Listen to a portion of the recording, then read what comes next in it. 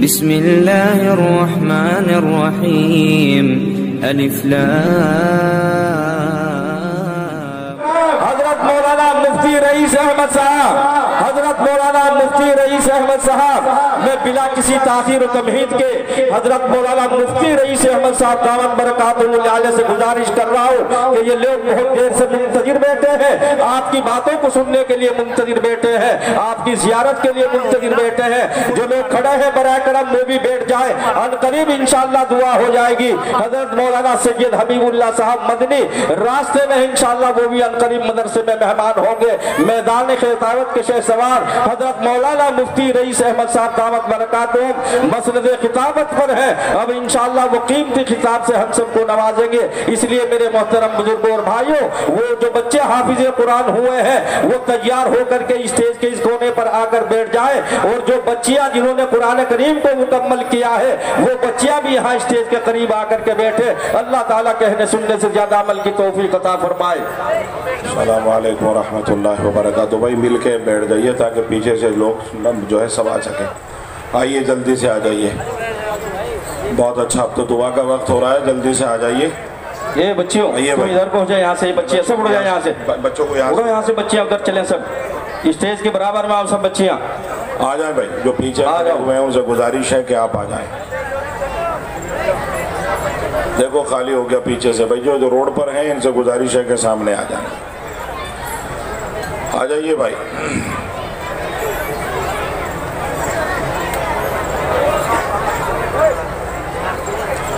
بھائی جو روڈ پر ہیں انہی سے کہہ رہا ہوں آ جائیں، یہ جگہ خالی پڑی ہوئی ہے۔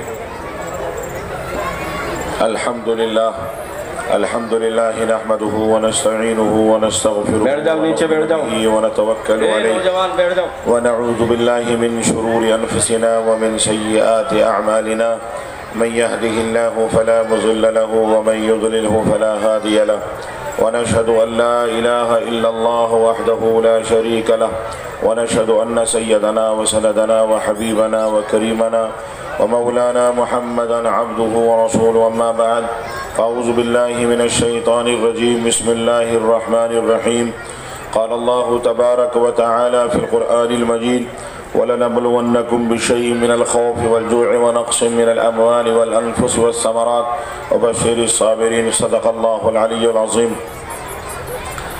میرے بھائیوں اور عزیز دوستو، ہماری زندگی، ہم سب کی زندگی امتحان ہے۔ الدنیا مزرعُ الآخرہ، منزل ہماری جنت ہے۔ ہم دنیا میں آئے، قدم قدم پر ہمارا امتحان ہے۔ کسی کا غریبی کی وجہ سے امتحان ہے، کسی کا امیری کی وجہ سے امتحان ہے۔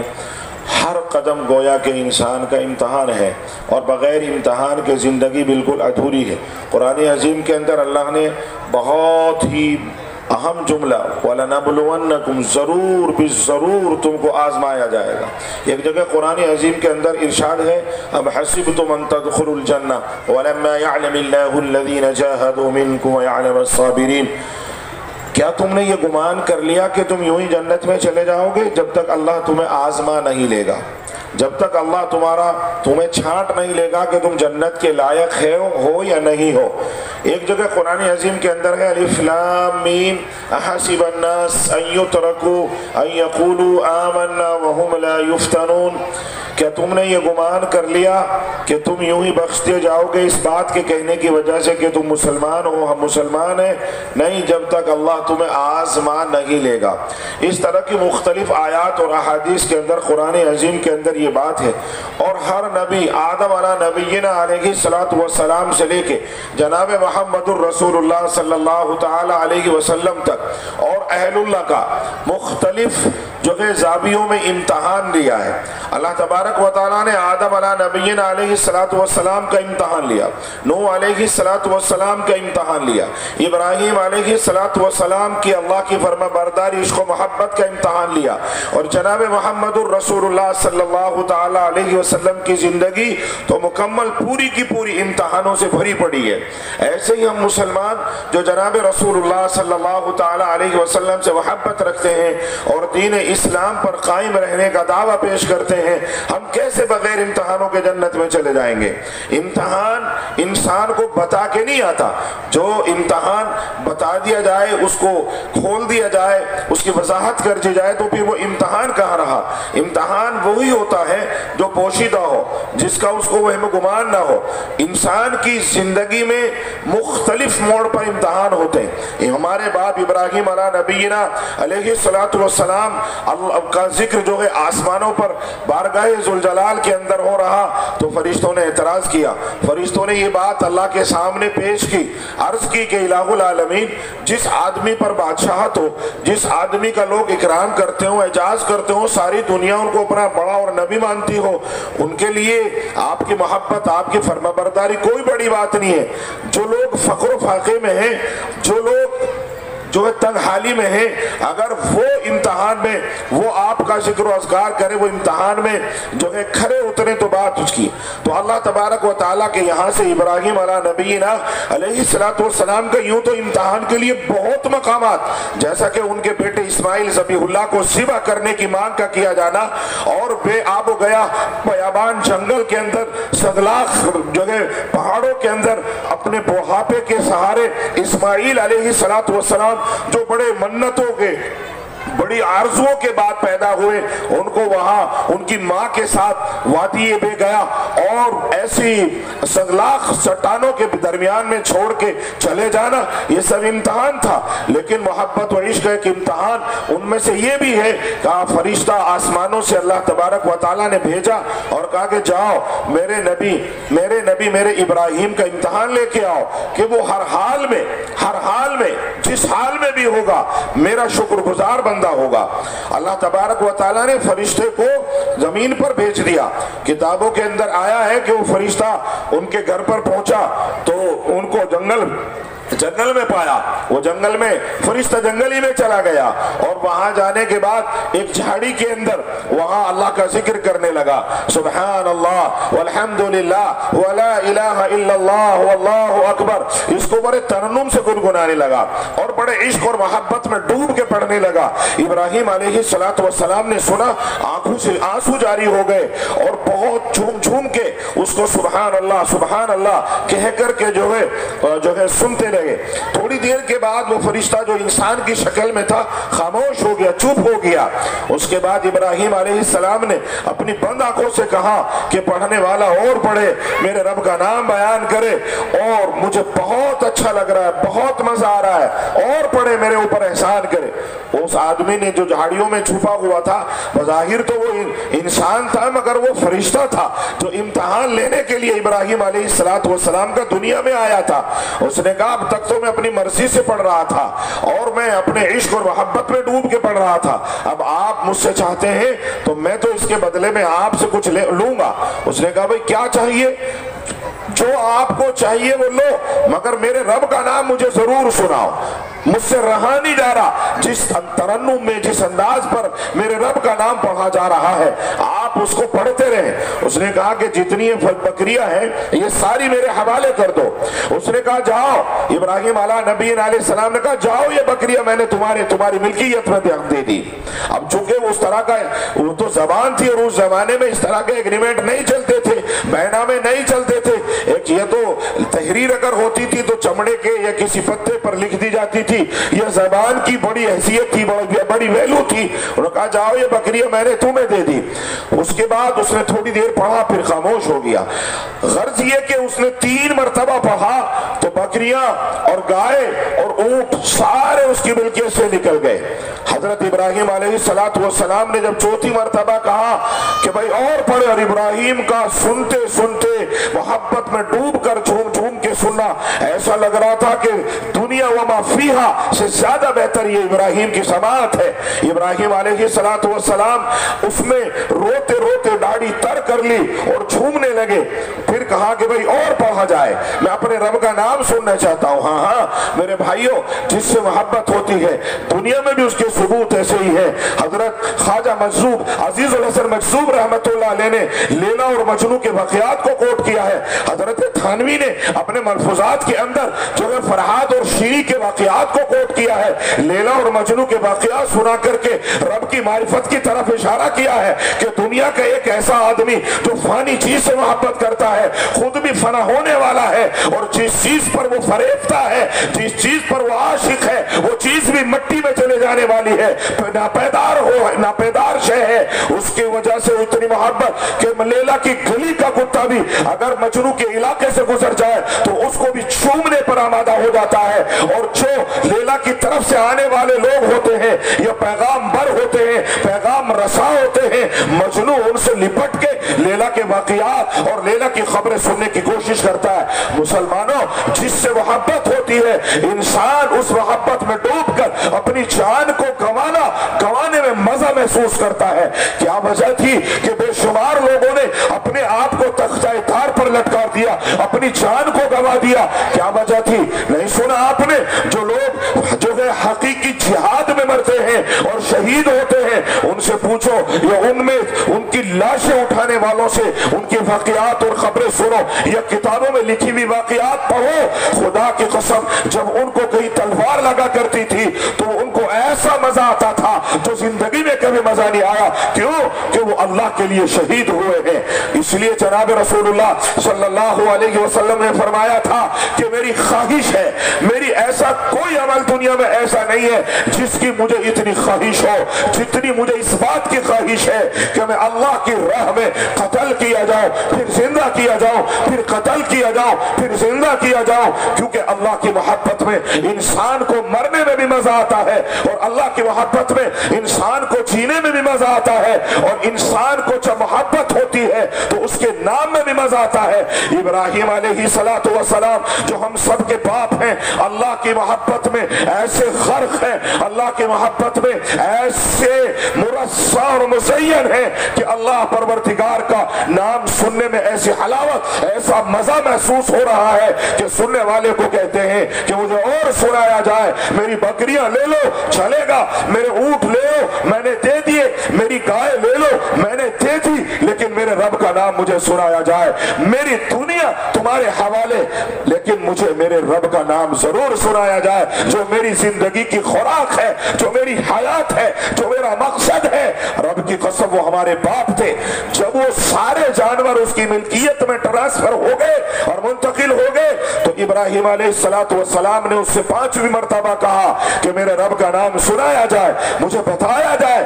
تو اس کے بعد اس پر وہ آدمی نے کہا کہ اب تیرے پاس کچھ بھی نہیں رہا، مجھے تو اس کے بدلے میں بھاری جو ہے اجرت چاہیے، بکری اب تیرے پاس وہ تیری نہیں ہے، اونٹ وہ تیرے نہیں رہے، یہ گائے یہ میری ہو گئی ہے، اب تو مجھے کیا دے گا؟ تو ابراہیم علیہ السلام رونے لگے اور رو کر کے کہنے لگے بھائی مجھے تھوڑی دیر اور سنا دیا جائے۔ اس نے کہا میں فری میں نہیں سنا سکتا۔ کہا میرے بھائی ایک بات سن میری، اتنے سارے اونٹ ہیں، اتنی ساری گائے ہیں، اتنی ساری بکریاں ہیں، یہ بتا تو اکیلا ان کو کیسے کنٹرول کرے گا، ان کو اکیلا کیسے تھامے گا، اور اکیلا کیسے ان کو جو ہے اوپر قابو پائے گا؟ تجھے نوکروں کی تو ضرورت پڑے گی، تجھے ان بکریاں چرانے والا آدمی بھی تو چاہیے۔ تو ایک کام کر، ساری زندگی میں تیرا نوکر بن کے رہوں گا اور تیری ان بکریوں کی نوکری کروں گا، میں تیرا نوکر بن کے ان بکریوں کو تیری تھام لوں گا اور چراتا رہوں گا، مجھے ایک بار اور سنا۔ ابراہیم علیہ السلام نے یہ کہا اور چیخ مار کے رونے لگے، فرشتہ وہاں سے غائب ہو گیا اور آسمانوں میں جا کر کے کہا الہ العالمین واقعی جیسا تو ابراہیم کو کہتا ہے قد صدقت الرؤیا، واقعی ابراہیم سچا ہے، اس کا عشق سچا ہے، اس کی محبت سچی ہے، اس کا ظاہر سچا ہے، اس کا باطن سچا ہے، وہ ہمارے باپ تھے۔ آج اولاد کا اگر سروے کیا جائے، آج اولاد کے عشق کو اگر ناپ لیا جائے، اگر اولاد کی نمازوں کو ناپ لیا جائے، روزوں کو ناپ لیا جائے، اس کے دل کو ناپ لیا جائے تو وہ باپ جیسا نہیں ہے۔ اور جو باپ کی وراثت کو صحیح سلامت نہیں رکھ سکتا، باپ کے اخلاق پر نہیں چل سکتا، باپ کی روش کو روش نہیں مان سکتا، باپ کی رشتہ داری کو رشتہ داری نہیں مان سکتا، باپ جیسا نہیں ہو وہ سپوت نہیں کہلاتا، وہ وارث نہیں کہلاتا۔ لوگوں میں آپ کو اس بات کی طرف اشارہ کرنا چاہتا ہوں کہ ہمارے باپ داداؤں کو دیکھ لو، ان کی نمازیں دیکھ لو، ان کے روزے دیکھ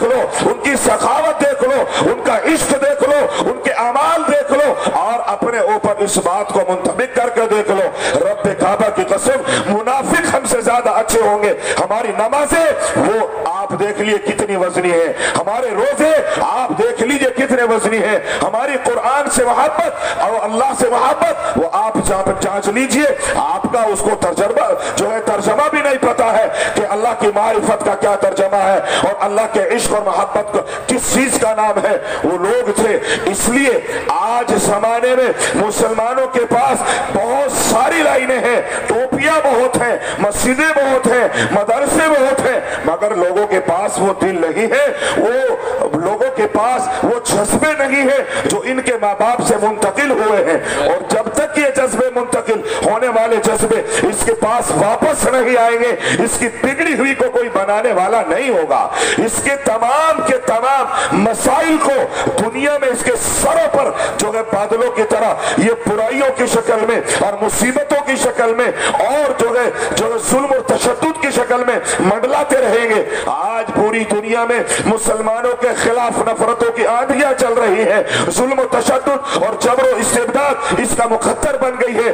उसकी वजह यह है कि अपने बाप की विरासत को सही तरीके से उसको थामने वाला नहीं है। ये ओरिजिनल इब्राहिम अलैहिस्सलाम की औलाद नहीं रहा। इसने माहौल की, इसने जो है फिरौनियत और तागूतियत और जितनी भी शरकत और फुस्ताई ताकतें हैं, अंग्रेजियत है, इल्हाद है, उनके असर को कबूल कर लिया है। हमारे बच्चों ने कबूल कर लिया, हमारी औरतों ने कबूल कर लिया, हमारी बच्चियों ने कबूल कर लिया। खुदा की कसम अगर कबूल नहीं करा, अगर रंग नहीं चढ़ा तो अल्लाह की मोहब्बत और रसूलुल्लाह की मोहब्बत का रंग नहीं चढ़ा। मैंने जमाने में को घूम के देखा, मैंने 10-10 हजार लोगों से सवाल किया, हाजियों को भी पूछा, अमीर साहबों को भी पूछा और बड़े बड़े स्टेजों से उनके पोस्टमार्टम करने की कोशिश की। खुदा की कसम दाढ़ियां भी हैं और पगड़ियां भी हैं और टोपियां भी हैं, मगर सीने खाली हैं। हालांकि ये सीना खाली आपकी जिंदगी के खराब इम्तिहान की तरफ इशारा करता है। अल्लाह के रसूल अलैहिस्सलाम ने फरमाया, ये जिंदगी तुम्हें अमानत दी गई है, इस जिंदगी को अल्लाह और उसके रसूल के मुताबिक गुजारोगे तो काम चल जाएगा।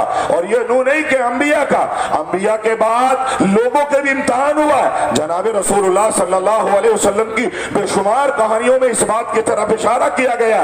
अल्लाह के नबी की सच्ची कहानियों में मैंने बचपन में कहानी पढ़ी थी जो जनाब रसूल अलैहि सलातो वस्सलाम ने बजात खुद बयान फरमाई थी साहबा के अंदर कि फरिश्ता आसमान की तरफ से बनी इसराइल के वाकियात को नकल करते हुए हमारे नबी जनाब मोहम्मद रसूलुल्लाह सल्लल्लाहु अलैहि वसल्लम ने एक वाक़या बयान फरमाया कि 3 लोग थे बनी इसराइल के अंदर। एक तो अंधा था, एक गंजा था और एक जो है 3 तरह के लोग हदीस पाक में जनाब रसूलुल्लाह सल्लल्लाहु ताला अलैहि वसल्लम ने नकल किए। तीसरा बताया कि कोढ़ी था, उसके बदन से कोढ़ छूता रहता था।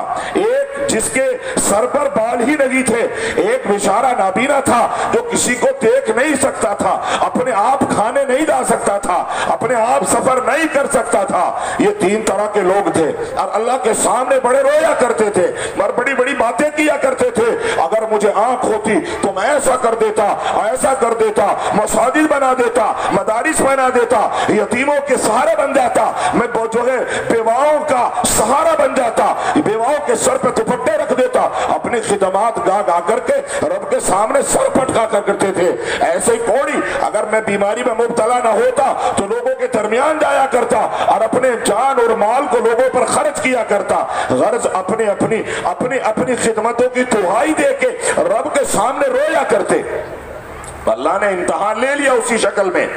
एक फरिश्ता अल्लाह ने भेजा और वो रास्ते में उनको मिला तो कहा क्यों परेशान हो, क्यों रो रहे हो? उन्होंने कोढ़ी ने कहा कि भाई आप जानते हो मेरी कोई दावत नहीं करता, मेरा कोई रिश्ता नहीं करता, मेरे यहाँ आने को कोई तैयार नहीं, मुझे कोई बुलाने को तैयार नहीं। अगर ये मेरा कोढ़ बंद हो जाए तो मैं ऐसी बड़ी बड़ी खिदमत अंजाम दूं कि सोच भी नहीं सकते आप। उन्होंने कहा कि अगर तेरा कोढ़ सही हो जाए तो क्या तू सही रहेगा कि इससे तो ज्यादा मरगूब महबूब चीज में से कोई नहीं, फिर मेरी खिदमत देखना। फरिश्ते ने उस पर बिस्मिल्लाह पढ़ के हाथ फेरा, उसका कोढ़ आन के आन में खत्म हो गया। फरिश्ते ने कहा تجھے کیا مال محبوب ہے، کون سے مال کو پسند کرے گا؟ انہوں نے کہا کہ میں گائے بہت پسند کرتا ہوں۔ فرشتے نے ہاتھ کیا اور ایک دم ایک رسی ہاتھ میں آئی تو پیچھے دیکھا گابھن بھینس گائے کھڑی ہوئی تھی، اس کی رسی اس کو پکڑا دی، اگلے جا چلا جا، تجھے مبارک ہو یہ گائے۔ چنانچہ یہ خوش ہو گیا، اس کا کوڑ بھی بند ہو گیا اور اس کو ایک گابھن جو ہے گائے بھی ہاتھ آ گئی۔ پھر جو ہے فرشتہ اندھے کے پاس پہنچا اور کہا کیوں پریشان ہو، کیوں روتے رہتے ہو؟ کہا بھائی آنکھ دنیا والوں کے پاس آنکھ ہے اور وہ کوئی کام کرتا ہے کوئی نہیں کرتا، اگر میرے پاس آنکھ آ جائے تو میں نہ جانے کتنا کام کر لوں۔ اس نے کہا کہ اگر تیرے آنکھ آ جائے تو صحیح چلے گا۔ اب وہ کہنے کیا، فرشتے نے اس کی آنکھ پر ہاتھ پھیرا، اس کو چمکنے لگا۔ فرشتے نے کہا تجھے کیا پسند ہے؟ اب مجھے بکریاں بہت محبوب ہیں۔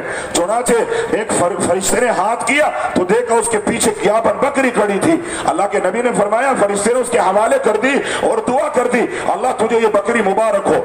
فرشتہ پھر تیسرے آدمی کے پاس گیا جس کے سر پر سرے سے بال نہیں تھے۔ کہا بھائی کیوں پریشان ہو کہ دیکھ نہیں رہے ہو میں سر پر کپڑا رکھتا ہوں، معاشرے میں جانے کے لیے شرماتا ہوں، میرا کوئی رشتہ نہیں کرتا، دعوت نہیں کرتا، میں کئی کھلے عام لوگوں کی طرح نہیں جا سکتا، شرمندہ ہوتا ہوں کہ کیا چاہیے، اگر بال آ جائے تو اس سے اچھی کیا چیز ہے؟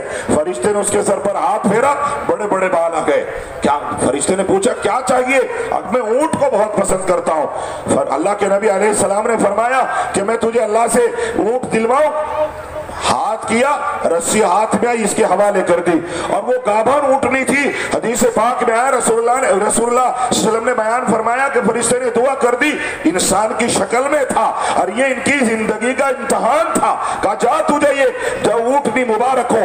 چنانچہ وہ دعا، فرشتہ تو غائب ہو گیا، اتنی بڑی کہ اس کے باڑے کمزور پڑ گئے، اس کی جگہ ختم ہو گئی، اس نے اونٹ بیچ کے اور جگہ خرید لی، پھر اور جگہ خرید لی، اتنا ریوڑ بڑھا کہ یہ اس شہر کے مالدار لوگوں میں شمار ہونے لگے۔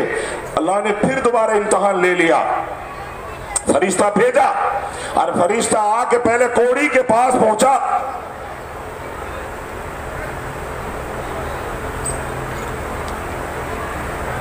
کہا بھائی میں نے سنا ہے تو بیمار آدمی تھا، اللہ نے کسی کی دعا سے تجھے جو ہے بڑا اچھا کر دیا، صحتیاب کر دیا، لوگ تیرے پاس آتے، تو لوگوں کے پاس جاتا ہے، سنا ہے تو پہلے ایسا نہیں تھا۔ اس نے کہا چاہیے کیا یہ بتا، سب جھوٹ بکواس مت کر، ہے کون تو، آیا کہاں سے؟ فوراً بدل گیا، مان لے اس کی زندگی کی نقل و حرکت کو انقلاب میں تبدیل کر دیا۔ کہا جھوٹ بولتا ہے، ایسا کبھی نہیں تھا۔ اس نے کہا بھائی میں نے تو سنا ہے۔ وہ اس کے اوپر گرم ہو گیا، اس نے کہا کبھی میرا باپ کوڑی نہیں رہا، میرا دادا کوڑی نہیں رہا، تو بات کیسے کرتا ہے؟ کہ بھائی میں تو مسافر آدمی ہوں، ہو سکتا ہے مجھے دھوکا ہو، کہ اپنا مقصد بتا کہ میں مسافر آدمی ہوں، میں چاہ رہا تھا کہ تو مجھے ایک جو ہے اونٹنی دے دے تاکہ میں سفر کر کے چلا جاؤں اور اپنے بچوں میں اس کو لے جا کے اپنے بچوں کا ذریعہ معاش بنا دوں۔ کہنے لگا اچھا پھر یہ بات تھی، تو ایسا کرنا چاہتا ہے، چلا جا یہاں سے، ایک اونٹنی کے لیے مجھے الزام لگاتا ہے، جھوٹ بولتا ہے، اب میں تجھے اونٹنی نہیں دوں گا۔ چنانچہ فرشتہ وہاں سے اس نے للکار کے واپس کر دیا، چلا گیا۔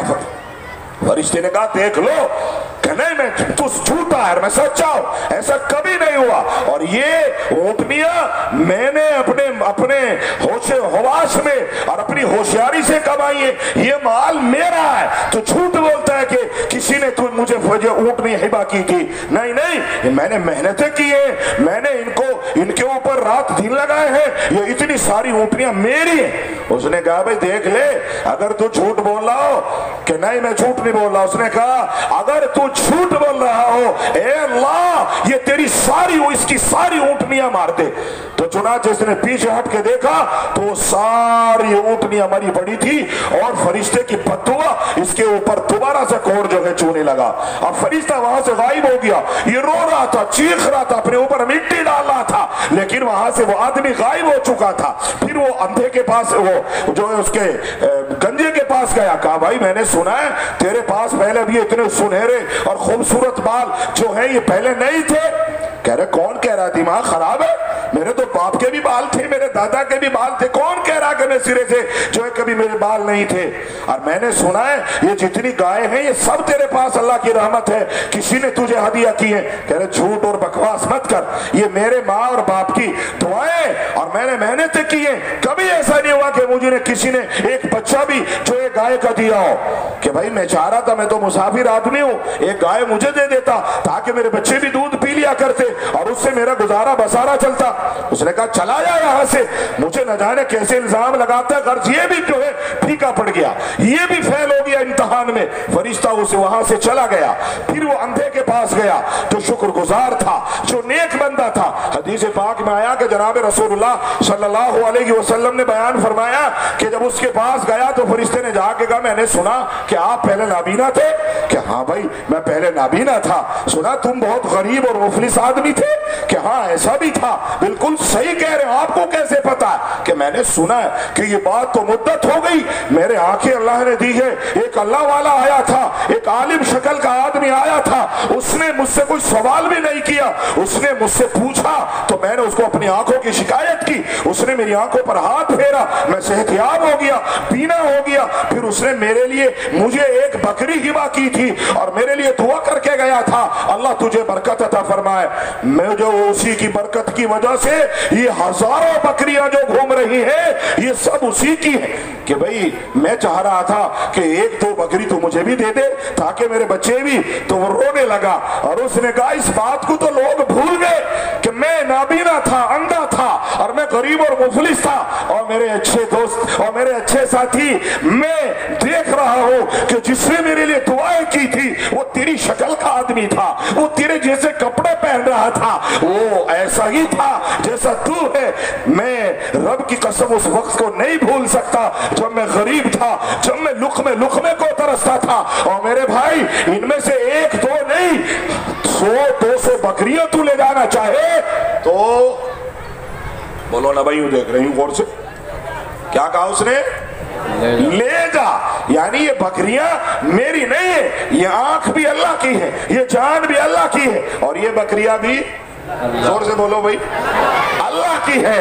امتحان میں فیل ہوا, کامیاب ہوا, فرشتہ دیکھ رہا ہے. اس نے کہا نہیں مجھے تو ایک دو بکریاں چاہیے تھی. اس نے کہا نہیں تو میرا مہمان ہے, تیری شکل کو دیکھ کے مجھے وہ آدمی یاد آ گیا جس کو میں نے بینا ہونے کے بعد دیکھا تھا, ایسی ہی شکل کا آدمی تھا. او اللہ والے اور مسافر دوست, جتنی چاہے بکریاں, اگر تو رب کی قسم یہ کہے کہ ہزاروں کی ہزار بکریاں ساری میرے حوالے کر دے تو رب کی قسم میں ایک سیکنڈ نہیں لگاؤں گا, یہ ساری بکریاں میں تیرے پیچھے ہانک دوں گا. فرشتہ کہنے لگا مجھے تیری بکریاں نہیں چاہیے, مجھے تیرا امتحان لینا تھا. لوگوں قرآن اٹھا کے دیکھو, حدیث اٹھا کے دیکھو, یہ میرا واقعہ نہیں ہے, یہ جناب رسول علیہ السلام کا واقعہ ہے. انسان کی زندگی میں اللہ کے نبی علیہ السلام نے ایسے سینکڑوں واقعات کو بیان فرمایا کہ جب کل قیامت کا دن ہوگا اللہ کے سامنے تمام لوگ جمع ہوں گے, امیر بھی ہوں گے, غریب بھی ہوں گے, حساب و کتاب ہوگا, میدان عدل ہوگا. اور لوگوں ہمارے دادا بھی ہوں گے, ہمارے چھوٹے بھی ہوں گے, ہمارے بڑے بھی ہوں گے, انبیاء بھی ہوں گے, اور غریب اور مفلس بھی ہوں گے, نادار اپاہج بھی ہوں گے. اللہ تبارک و تعالیٰ ایک بندے کو کھڑا کرے گا, مالدار کو کھڑا کرے گا, جس کو حیثیت دی تھی, جس کو زمین دی تھی, جس کو گھر دیا تھا, جس کو صحیح سلامت ہاتھ دیے تھے. اللہ اس کو کہے گا فلا بن فلا کھڑا ہو جا.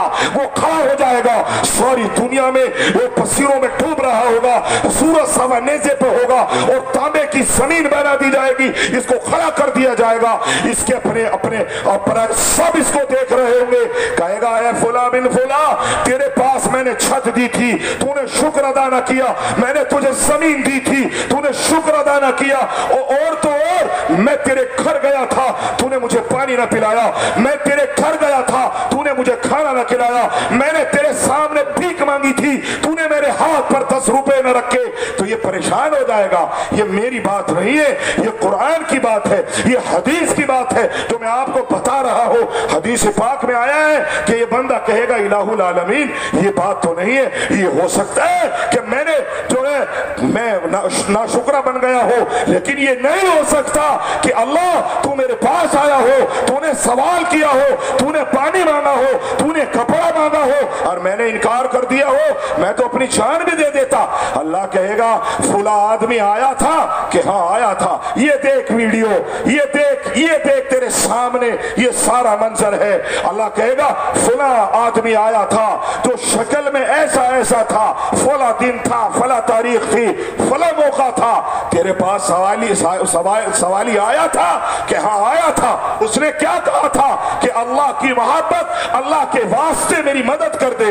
ए मुसलमान, ए मालदार, इब्ने आदम, अगर तू उस वक्त उसकी मदद कर देता, मेरे वास्ते का लिहाज रख लेता, आज मेरे पास पाता वो मैं ही तो था। फुला आदमी, मैंने तेरे से सवाल किया था कि मुझे पानी पिला दे, तू पानी पीता रहा मगर तूने उसको पानी न पिलाया। तू शरबत पीता रहा, तूने उसको शरबत न पिलाया। अगर तू उसको शरबत पिला देता वो मैं ही तो था। अगर तू उसको दे देता वो मैं था, आज उसको मेरे पास पाता। मुसलमानों, आज मुसलमान सारी बातें जानता है, सारी कहानियां जानता है, सारी चीजें सुनता है, मगर इसके पास जिगर नहीं है, इसके पास सीना नहीं है। इसको ईमान की साथ यकीन की दौलत इसके हाथ से छीन ली गई है, इसलिए ये सुनता जरूर है मगर मानता नहीं है। अल्लाह ताला हमें यकीन अता फरमाए।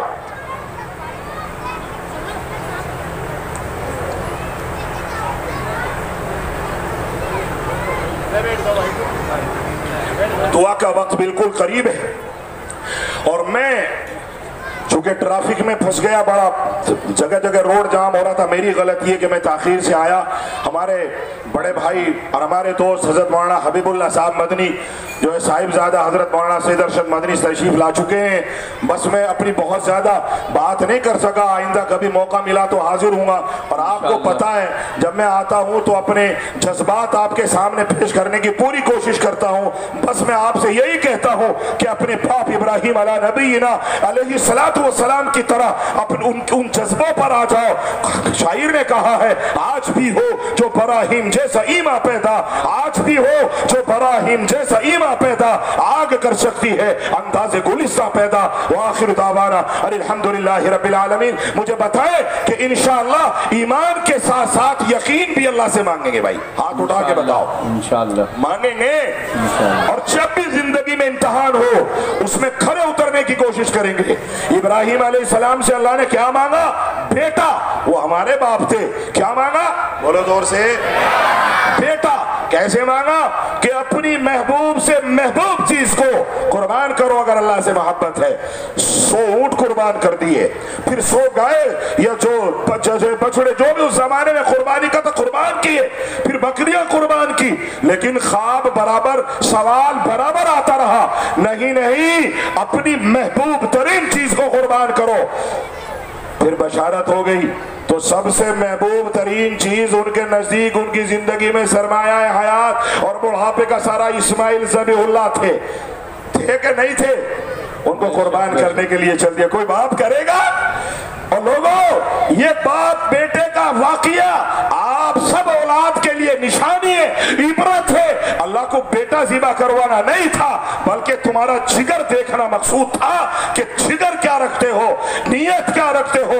ला यनालल्लाह लुहुमुहा वला दिमाउहा वलाकिन यनालुहु तक़वा मिनकुम। अल्लाह के पास न तुम्हारी कुर्बानियों के गोश्त पहुंचते न हड्डियां पहुंचती, तुम्हारा तो जिगर पहुंचता है, तुम्हारा तो तक़वा पहुंचता है, तुम्हारी तो नियत पहुंचती है। और वो किसी गरीब के पास भी होती है, वो अमीर ही का ठेका नहीं है, वो किसी मजदूर के पास भी होती है।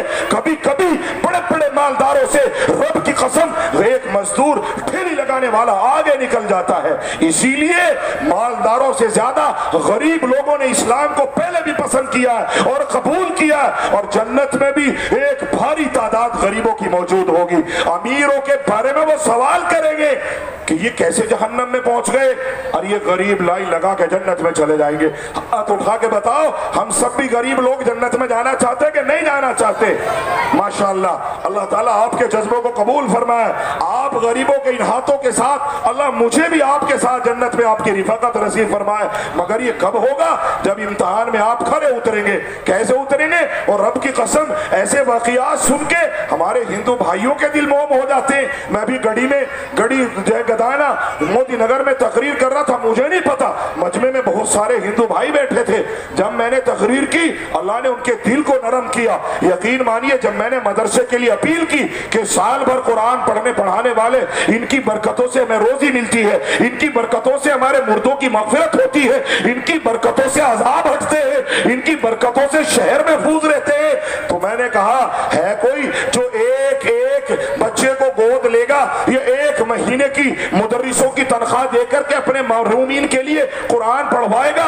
ये सवाल तुम्हारी जिंदगी के लिए इम्तिहान। तो रब की कसम आप जाके पूछ लीजिए, गड़ी गदाना में छोटा सा मदरसा था, कितने सारे हिंदू खड़े हो गए कि एक महीना कुरान हमारी तरफ से भी पढ़वाइए। तब मैंने नाम पूछा तो नीरज मेहरा था, जब मैंने नाम पूछा तो रमेश कश्यप था, जब मैंने नाम पूछा चंदी लाल था जो बिल्कुल मेरे सामने बैठा हुआ था। ये अभी 15 दिन पुरानी बात है, जाके सवाल कर लो मुसलमानों। उनके समझ में आने लगा, हमारे समझ में नहीं आता। उनको जज्बे और यकीन मुंतकिल हो जाते हैं समझाने से, हमें समझ में नहीं आता।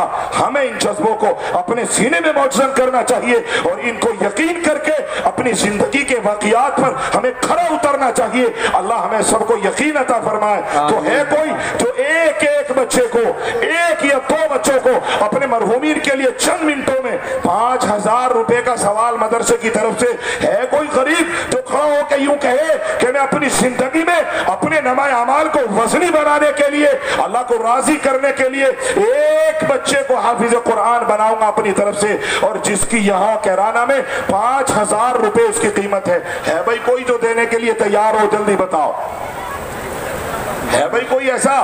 भाई उठने की कोशिश ना करो, अभी उस उठ के अल्लाह की रहमत है हम भी बैठे हुए हैं, ज्यादा तेज होगी तो तब देखेंगे, मगर फिलहाल जो काम चल रहा है उस पर ध्यान दीजिए। माशाअल्लाह ये दूसरा बच्चा जिसकी निशान होगी अब्दुल अहद है, अब्दुल अहद ये मुजफ्फर हो गई। अब ये दूसरा बच्चा है जिसकी निशान हो रही है अब्दुल अहद आदिल मौलाना अम्बेडकर। उनके बच्चों में से के साथ में माशाअल्लाह देखिए मौलाना मोहम्मद साहब मदरसा इनाम में विमन की वक्तव्य आगे वाला मुझे साहब चाहिए आप भी तस्लीम लाइए। माशाअल्लाह देखिए अब्दुल अहद इस बच्चे की दस्तार हो चुकी है, अब ये मोहम्मद सादी इस बच्चे की दस्तार हो रही है, इनके लिए दुआ करें। ये भी मुजफ्फरनगर मोहम्मद सादिक माशाअल्लाह देखिए 3 बच्चों ने कुरान करीम को मुकम्मल कर लिया और अब इंशाअल्लाह ये हदीसों के हाफिज अल्लाह ताला इनको बनाएंगे। मदरसे का फैज़ ये समरा है मदरसे का अल्हम्दुलिल्लाह इशाअतुल इस्लाम का। और देखिए 3 बच्चों को दस्तार हो गई और 14 बच्चे ऐसे। इस साल मदरसा इशाअतुल इस्लाम में फ़ारिग होने वाली 14 तालिबात को मुफ्ती रईस अहमद साहब और मौलाना बरकतुल्लाह अमीनी साहब ने किताबें पेश करके उनकी हौसला अफजाई की। दोस्तों ऐसे ही नई इस्लामिक वीडियोस पाने के लिए हमारा चैनल इशाअतुल इस्लाम कैराना सब्सक्राइब करें और बेल आइकॉन दबाएं ताकि नई वीडियोस आपको मिलती रहें। शुक्रिया।